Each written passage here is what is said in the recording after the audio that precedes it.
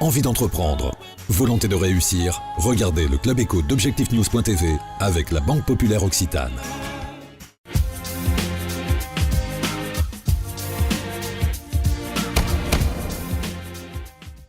Bonsoir, bienvenue dans le Club Éco d'Objectifnews.tv. Nous recevons ce soir Jean-François Pierron. Bonsoir, vous êtes le directeur délégué régional de Sud-Ouest au niveau du groupe IBM. IBM, une vraie transformation d'entreprise, de vraie mutation depuis maintenant quelques années. C'est fini l'image du constructeur de l'informatique ? Bonsoir, oui, c'est un peu fini effectivement, bien que nous restons un constructeur informatique.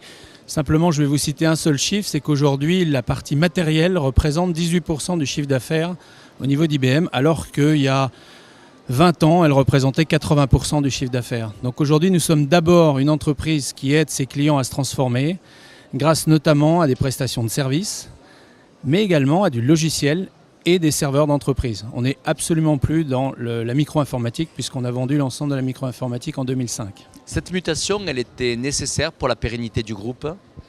Elle était non seulement nécessaire, mais elle était vraiment fondamentale, puisqu'en 1993, IBM a failli disparaître.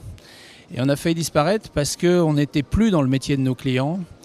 Et aujourd'hui, le grand défi et le grand challenge, c'est justement de revenir dans ce métier et d'aider nos clients à se transformer. Et pour faire ça, la partie service, que ce soit le consulting, que ce soit l'accompagnement des projets, la partie logicielle et la partie implémentation à base de technologie, donc de serveurs, est indispensable. Mais tout part du métier du client et donc de cette capacité à avoir des services performants pour accompagner le client dans son développement.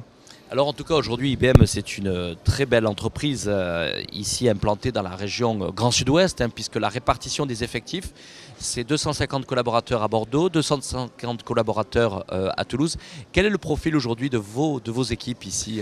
Alors sur Toulouse, je vais me concentrer sur les 250 personnes de Toulouse. On a une spécificité qui est assez intéressante, c'est qu'on a à peu près 70 personnes qui font du développement de logiciels et qui résulte d'achats d'entreprises que nous avons faites. La dernière en date étant une entreprise toulousaine qui s'appelait Maïosys, qui était bien connue à Toulouse. Et on a récupéré une trentaine de collaborateurs qui aujourd'hui font du développement sur un sujet tout à fait précis, qui est en fait la très haute disponibilité logicielle.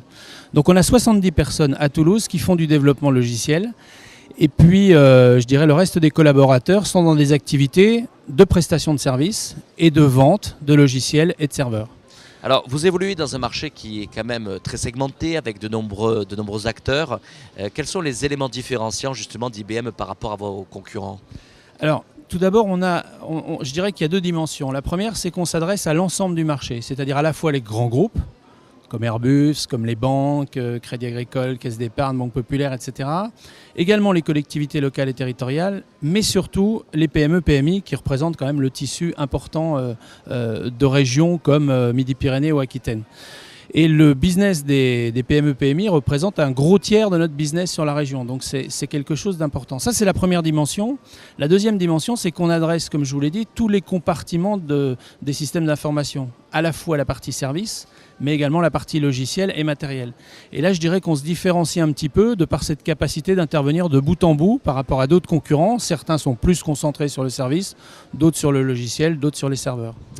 Jean-François Pierron, quels sont justement les enjeux qui se préparent pour l'année à venir, l'année 2010 pour IBM, de façon générale, du point de vue de l'œil d'IBM, mais sur ce marché mondial de l'informatique et des services ?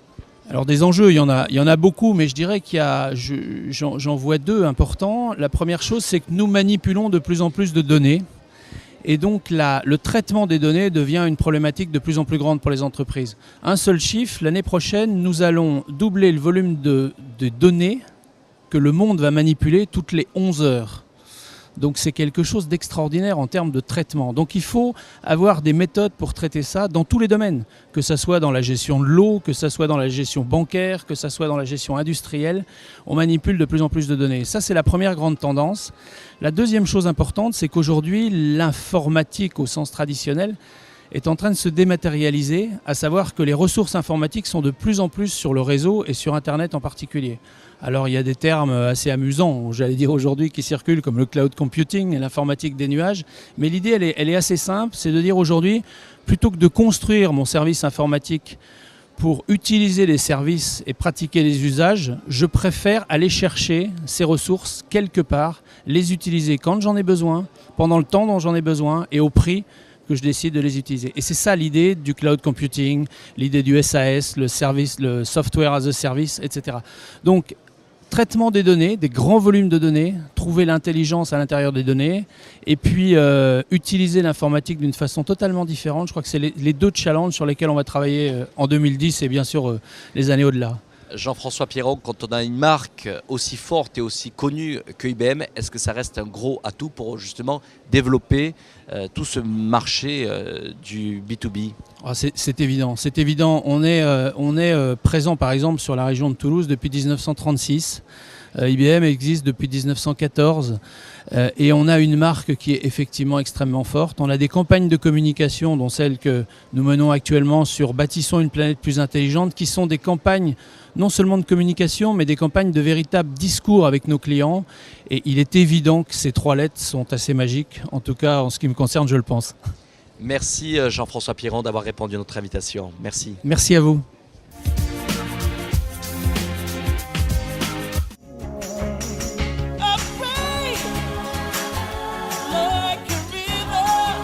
Envie d'entreprendre? Volonté de réussir? C'était le Club Éco d'Objectif News.tv avec la Banque Populaire Occitane.